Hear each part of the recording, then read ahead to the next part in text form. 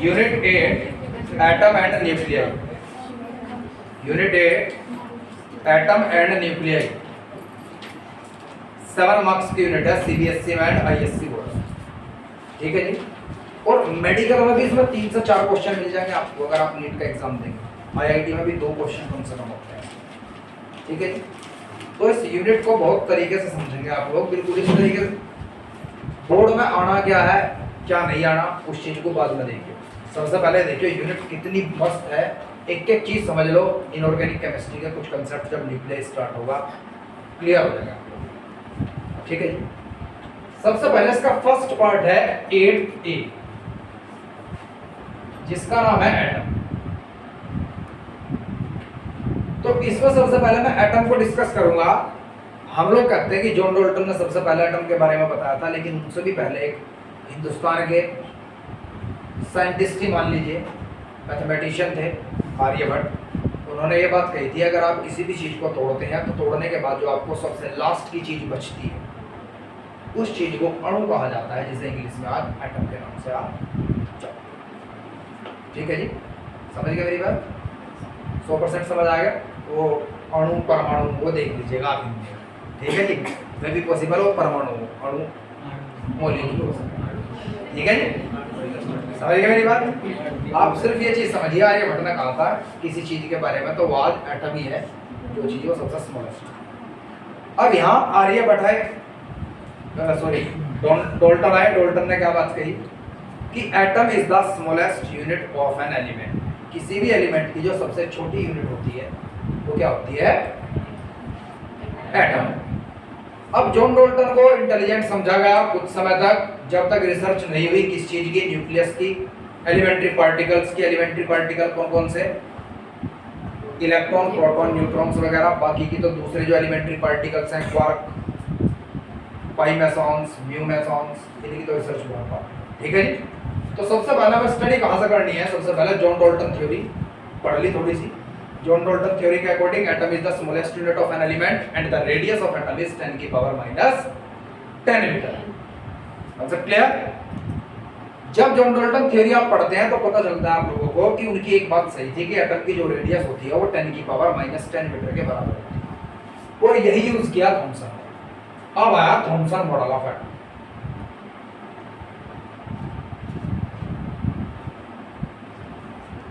जहां से आपको फिजिक्स में बहुत ज्यादा ध्यान है। थॉमसन मॉडल ऑफ एटम क्या कहता है? एटम एक स्फेरिकल शेल है, जैसा कि जॉन डाल्टन ने कहा था, जिसकी रेडियस 10 की पावर माइनस 10 मीटर है। और इस स्फेरिकल शेल के अंदर इलेक्ट्रॉन एंड प्रोटॉन्स इस तरीके से बिखरे हुए हैं जिस तरीके से बीज तरबूज के अंदर बिखरे रहते हैं, कहीं पर पॉजिटिव चार्ज तो कहीं पर नेगेटिव चार्ज। अब क्या क्या चीजें इस थॉमसन मॉडल ऑफ एटम की सही थी और क्या चीज गलत थी, उस तरीके से इस मॉडल को समझिएगा जरा ध्यान से। सिर्फ इतनी बात याद रखेंगे, atom is a spherical shell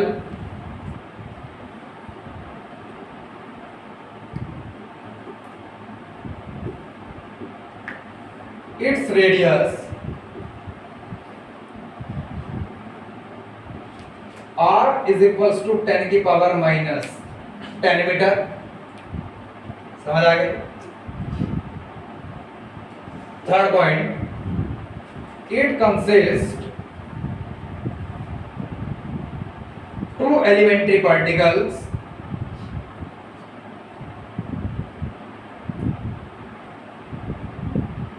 one is electron and another is proton.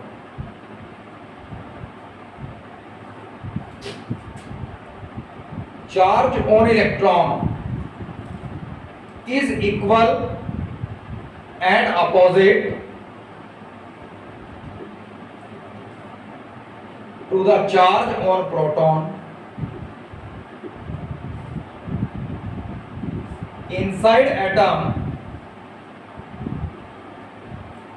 number of electrons, number of protons। ठीक है जी। जब इलेक्ट्रॉन प्रोटॉन का चार्ज बराबर है और अपोजिट है, number of proton number of electrons के बराबर है,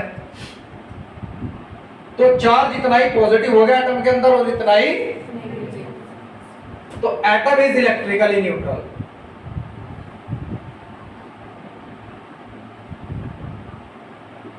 तो एटम इलेक्ट्रिकली क्या होता है? अब सेवंथ पोस्टुलेट हो गया रोमन। क्या? Electron and proton embedded inside the atom as shades in the watermelon। कि इलेक्ट्रॉन एंड प्रोटॉन इस तरीके से बिखरे हुए हैं जैसे कि बीज बिखरते हैं किसके अंदर? तरबूज के अंदर।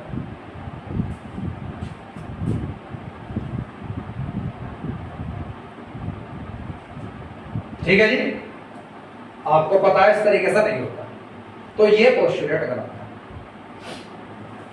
ये पोस्टुलेट जो है इन्होंने आगे आने वाले एक्सपेरिमेंट को सेटिस्फाई किया, ये पोस्टुलेट आगे आने वाले एक्सपेरिमेंट को सेटिस्फाई नहीं कर पाया, यही थॉमसन मॉडल का ड्रॉबैक था।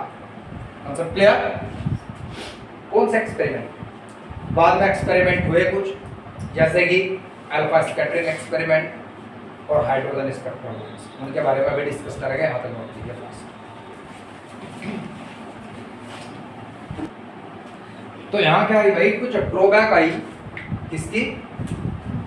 Thompson model. अच्छा, ड्रॉबैक और लिमिटेशन में क्या अंतर है?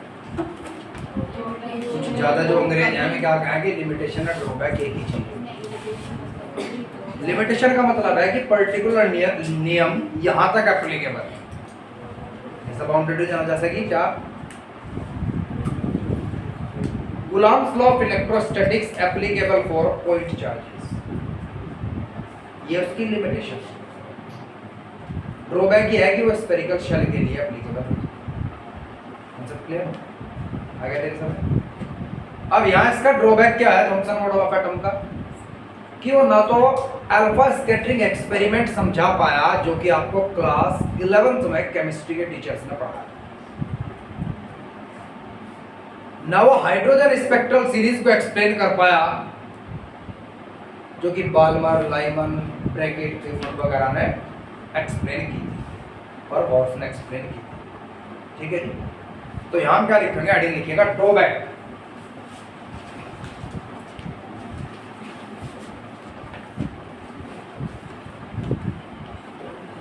ठीक है, ड्रॉबैक में पहला लिख लो, it could not explain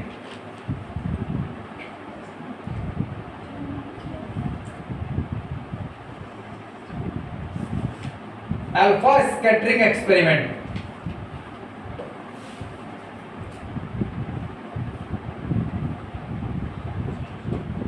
of Rutherford,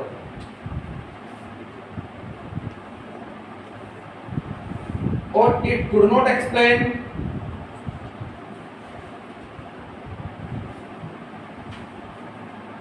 hydrogen spectral lines.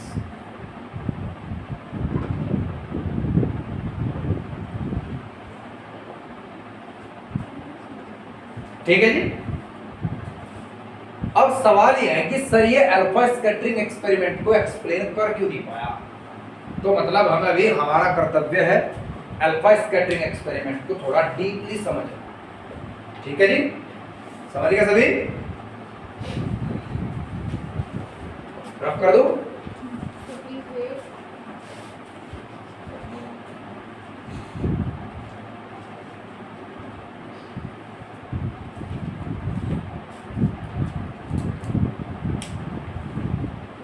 Pan बाहर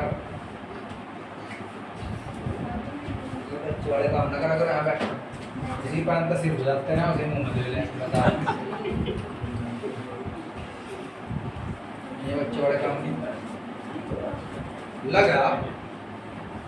मेडिकल की तैयारी कर रहे हैं ना, अगर आप 12th में भी है ना और आप इस एटीट्यूड के साथ चल रहे, मैथ्स वाला बच्चा की हमारी एडिटिंग है कल का फ्यूचर, और जो पीसीबी के हैं वो इस एटीट्यूड में बैठा है, भले आता कुछ नहीं कि हम कल का फ्यूचर, हम कल के डॉक्टर हैं। भाई साहब सिर्फ वो एटीट्यूड ही आपके 70-75% नंबर आ।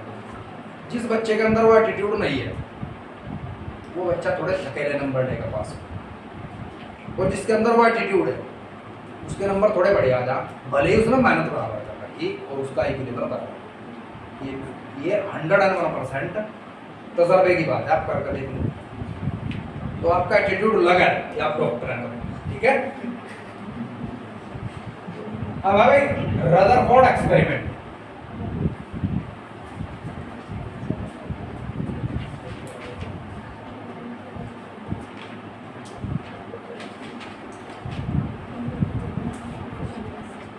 रदरफोर्ड एक्सपेरिमेंट को इतना डीपली समझ लो कि वह जो केमिस्ट्री थी वो भी तैयार हो गया, समझ गए ना।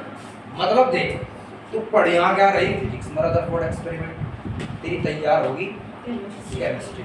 मेडिकल का क्वेश्चन आसानी आने का टीओ मैंने यहाँ फिजिक्स से उठा कर दिया, उस पर लिखे नहीं होने का फिजिक्स से केमिस्ट्री से, टेक्स्ट नमस नहीं मिला, ठीक है जी। ऐसे मैंने आपको थर्मोडायनेमिक्स पढ़ाई थी क्लास 11। सबसे पहले उन्होंने क्या किया, एक लेड चैम्बर लिया, मैं एक चीज बताता चला जाऊंगा ऐसा क्यों है। लेड चैम्बर लिया, पीबी एक अनरिएक्टिव एलिमेंट है, और इसके अंदर एक रेडियो एक्टिव एलिमेंट रखा। आप लोगों ने पढ़ा होगा कि रेडियो एक्टिव एलिमेंट रखा गया, लेकिन वो क्या था वो पता चल जाएगा आज आपको। 83 उसका एटॉमिक नंबर था और वो बिस्मिथ था। क्या था? फिर इसे एक हाई पोटेंशियल से कनेक्ट कर दिया गया, हाई पोटेंशियल ने एक एनर्जी प्रोवाइड कर दी इसे और ये डिसइंटीग्रेट हो गया। इसके बाद ये बीम की फॉर्म में चलने लगा और कोलीमीटर लगाया गया यहाँ जो स्कैटर्ड पार्टिकल को बीम की फॉर्म में लेकर के चलता है। समझ गए मेरी बात? एनोड और कैथोड से मिलकर ये बनाया और इसे टारगेट किया गया है गोल्ड फॉइल। आज बहुत सी चीजें पता चलेंगी कि हम बस ये मान, हमें कह दिया गया था कि ऐसा होता है तो हमने सोच लिया था हाँ सही होता। जैसे कि आप में से कई बच्चों को ये बताया गया था जब आप क्लास 11th में थे कि गोल्ड फॉइल इसलिए यूज की गई क्योंकि गोल्ड ज़्यादा थी हो जाती, सिल्वर इसलिए यूज नहीं की क्योंकि सिल्वर इतनी थी नहीं होती। लेकिन अगर मैं एक अच्छे लेवल से पढ़ता हूँ तो मुझे पता चलता है कि मॉडरेट मेथड इलेक्ट्रॉनिक्स के अंदर ऐसे ऐसे हैं जो उतना ही थिन में गोल्ड को कर सकता हूँ और उतना ही थिन में सिल्वर को कर सकता हूँ। तो फिर ये बात तो गलत होगी कि यहाँ सिल्वर क्यों नहीं यूज करा, गोल्ड क्यों यूज किया कि वो ज़्यादा थिन होता, थिन तो बराबर हो जाता है। ठीक है जी, समझ गए? और जो गोल्ड ली गोल्ड फॉइल उसकी रेडियस मतलब उसकी थिकनेस 10 की पावर -8 मीटर थी। जब अल्फा पार्टिकल्स स्मिथ के अंदर से निकले और गोल्ड फॉइल से टकराए तो maximum number of alpha particles आगे निकल गए। इसमें किसी के साथ बहस करने की कोई जरूरत नहीं है आपको कि विशाल सर ने कहा था कि लगभग 98% अल्फा पार्टिकल आगे चले गए। एक बुक में लिख रहे थे 99 और एक में लिख रहे थे 97। ये सब अप्रोक्सीमेशन वैल्यू होती है। तो अप्रोक्स 98% के आसपास अल्फा पार्टिकल सामने निकले। और इसका पता कैसे चला? एक हाई सेंसिटिव स्क्रीन लगाई गई, इतनी सेंसिटिव जितनी दवा बोर्ड पर दिखाई देती है, इतनी जिंक सल्फेट। ये इतना सेंसिटिव है कि इलेक्ट्रॉन तक भी अगर इसके अंदर से निकलेगा तो उस छेद का इलेक्ट्रॉनिक माइक्रोस्कोप से पता लगाया जा सकता है कि यहां से इलेक्ट्रॉन निकल के गया। और ये बिल्कुल स्फेरिकल लिया। क्यों लिया? कुछ अल्फा पार्टिकल यहाँ स्कैटर हुए, वो यहाँ स्कैटर हुए, तब पता चलेगा जब सिल्वर ये जिंक सल्फेट की स्क्रीन यहाँ तक होगी, छेद यहाँ होगा, टारगेट वहां करेगा अल्फा पार्टिकल्स, छेद यहाँ भी हुए दो, तो पता चलेगा कुछ अल्फा पार्टिकल वहां से आ गया ऐसे ऊपर। और 8000 अल्फा पार्टिकल एक बीम में चले, इस बात को भी बहस करने की जरूरत नहीं। कई बुक्स में लिखा हुआ है 8000, किसमें लिखा हुआ है 7000, किसमें लिखा हुआ 9000। तो लगभग अप्रोक्सीमेशन वैल्यू जो आती है 8000 अल्फा पार्टिकल एक बीम में चले थे, जिनमें से बीच का जो अल्फा पार्टिकल था हर 8000 में से वो वापस आ गया। तो मतलब गोल्ड फॉइल के 90 डिग्री पे और इंसिडेंट अल्फा पार्टिकल के 180 डिग्री पर हर 8000 में से एक अल्फा पार्टिकल वापस आ रहा है। ठीक है जी। अब ये था रदरफोर्ड एक्सपेरिमेंट। अब यहां से जो सवाल पुटअप किए गए थॉमसन मॉडल ऑफ एटम से रिलेटेड वो समझने हैं आपको कि जब बिस्मिथ से अल्फा पार्टिकल्स टारगेट किए गोल्ड फॉइल के ऊपर, तो गोल्ड फॉइल से maximum number of alpha particles आगे निकल गए। आगे निकलने की वजह क्या थी वो समझिए जरा ध्यान से। अल्फा पार्टिकल का मास एक प्रोटॉन के मुकाबले 4 गुना ज्यादा होता है और एक इलेक्ट्रॉन के मुकाबले 7000 गुना ज्यादा होता है। मतलब ये अल्फा पार्टिकल इसलिए आगे निकल गए, ना तो प्रोटॉन की औकात है इन्हें रोकने की क्योंकि अल्फा भारी है, और ना ही इलेक्ट्रॉन की औकात है इन्हें रोकने की। तो maximum number of alpha particle gold foil को पेनिट्रेट करके इसलिए आगे निकल गए। आपकी समझ आ? अब सवाल उठा कि ये अल्फा पार्टिकल वापस कैसा है और ये अल्फा पार्टिकल बिल्कुल 180 डिग्री पे वापस कैसे चला गया। तो फिर इसे समझने के लिए आपको सबसे पहले इस पॉइंट को जूम करना है। इस सभी चीज का राज यहां लिखा हुआ है, यहां तक फिगर करना। अब वो पॉइंट जूम कर लिया मैंने और अब सारे राज खुल गए कि वो अल्फा पार्टिकल सीधे कैसे गए थे 180 डिग्री के एंगल को। अल्फा पार्टिकल किस तरीके से आया था। जब अल्फा पार्टिकल आए तो maximum number of alpha particle सीधे निकल गए क्योंकि 8000 अल्फा पार्टिकल एक इस तरीके से बीम की फॉर्म में थे जो पूरे एटम के एरिया को घेरता था।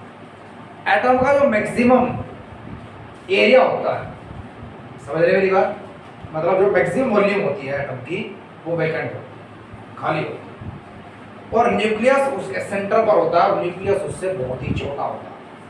समझ गए आप मेरी बात। तो इसीलिए maximum number of alpha particle 98% सामने निकल गए और कुछ अल्फा पार्टिकल 1% के आसपास उनके ऊपर अल्फा पर पॉजिटिव चार्ज है। ये जो था वो पॉइंट जो था वहां पर 79 प्रोटॉन्स विद्यमान थे क्योंकि गोल्ड फॉइल यूज की गई है और गोल्ड का एटॉमिक नंबर 79 होता है। तो 79 प्रोटॉन्स के चार्ज ने 2 प्रोटॉन के चार्ज को रिपेल कर दिया। इसका मतलब है यूनिटी में दम है। एक अकेला प्रोटॉन ना तो एक अल्फा पार्टिकल को रिपेल कर सकता ना ही रोक सकता। लेकिन जब 79 प्रोटॉन एक जगह आ गए तो उन्होंने अल्फा पार्टिकल को वापस उसी रास्ते से भेज दिया जिस रास्ते से आया। इसका मतलब है यूनिटी में दम। कॉन्सेप्ट क्लियर जी, समझ आ गया। तो वो जो अल्फा पार्टिकल आया वो इधर आया और यहीं से वापस चला। और कुछ लोग आपको बता रहे थे कि ये अल्फा पार्टिकल इससे टकराया था न्यूक्लियस से, ऐसे पढ़ा था भाई साहब। न्यूक्लियस से अल्फा पार्टिकल ये टकरा ही नहीं था, ये न्यूक्लियस के इलेक्ट्रोस्टैटिक रिपल्शन के कारण किसी एक मेन डिस्टेंस से वापस चला गया और यहां से लेकर के न्यूक्लियस के सेंटर तक की दूरी को क्या कहा जाता है? Distance of closest approach.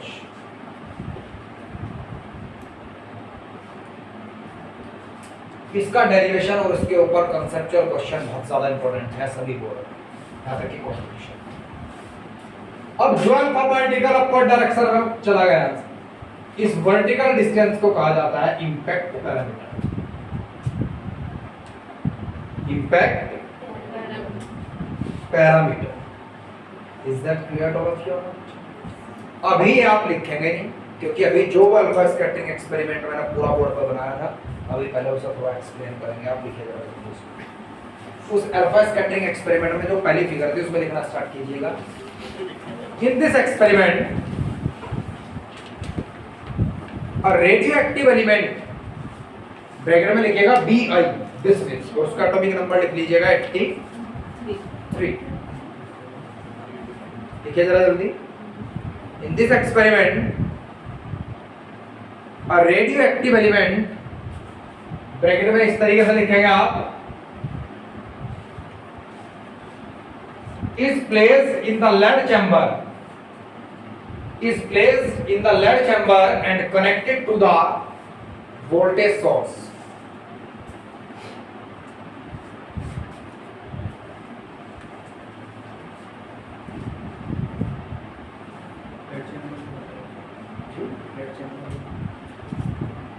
भाई एक बात सुनो, मैं पता नहीं मैं कहीं किताब से पढ़ा ना बोल रहा, क्या लिखा भाई? And connected to the voltage source, full stop. This voltage source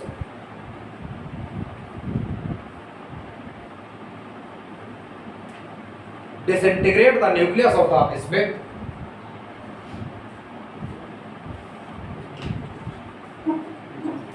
disintegrate the nucleus of the bismuth and alpha particle and a beam of alpha particle and a beam of alpha particle is targeted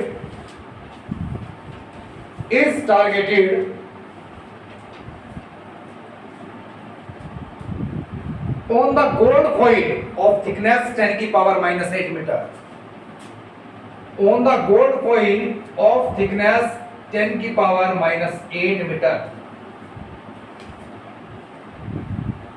ठीक है जी। अगली line में लिखेगा we notice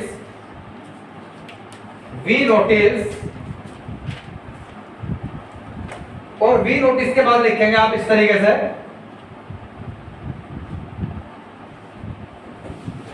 about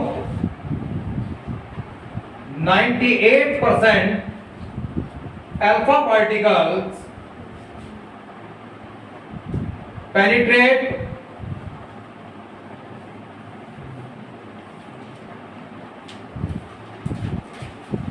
gold foil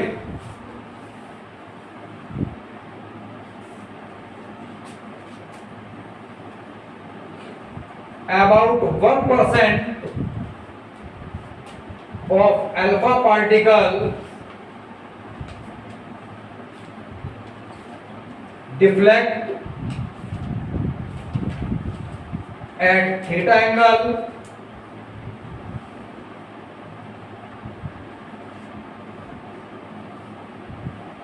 at theta is equals to 1 degree angle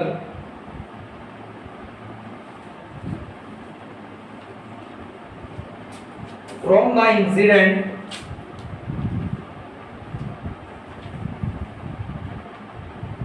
alpha particle. जो incident alpha particle था उससे, जैसे कि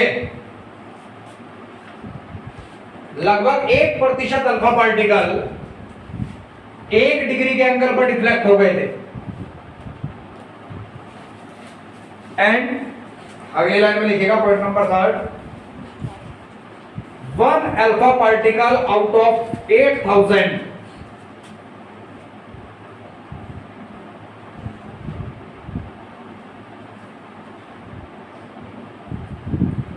go back at 180 degree angle with respect to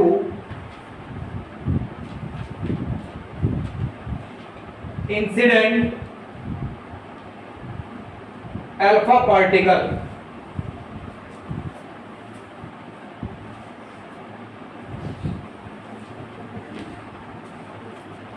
ठीक है जी। अगली लाइन में लिखिएगा कंक्लूजन।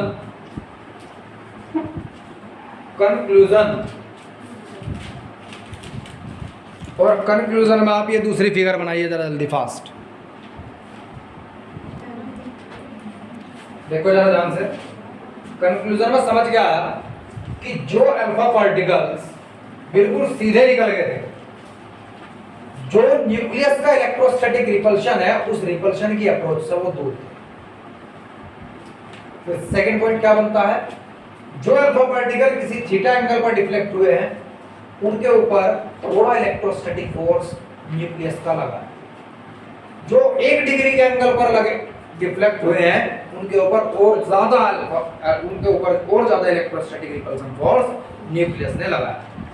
और सबसे ज्यादा इलेक्ट्रोस्टैटिक रिपल्सन फोर्स उस अल्फा पार्टिकल के ऊपर लगा है जो अल्फा पार्टिकल बिल्कुल मिड पॉइंट मिड लाइन। अच्छा क्लियर है, 100% समझ आ गया। इसके बाद इंपॉर्टेंट डेरिवेशन बनता है आपके पास डिस्टेंस ऑफ क्लोजेस्ट अप्रोच का इंपॉर्टेंट फार्मूला एक ये भी बनता है इम्पैक्ट पर। तो कंक्लूजन में पहला पॉइंट लिखेगा those alpha particle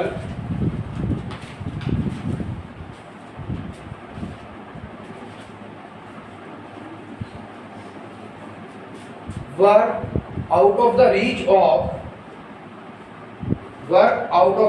of electrostatic repulsion of nucleus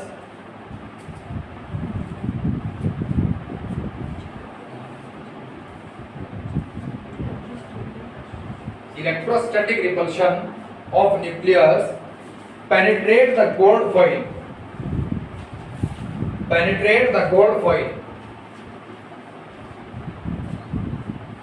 ठीक है, अगली लाइन में लिखेगा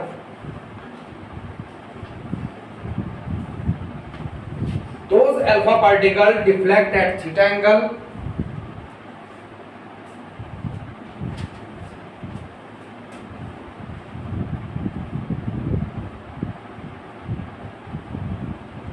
comma were repelled by the nucleus.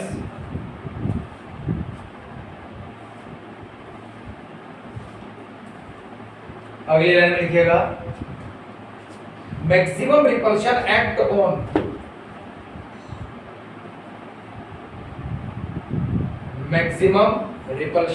Act on that alpha particle which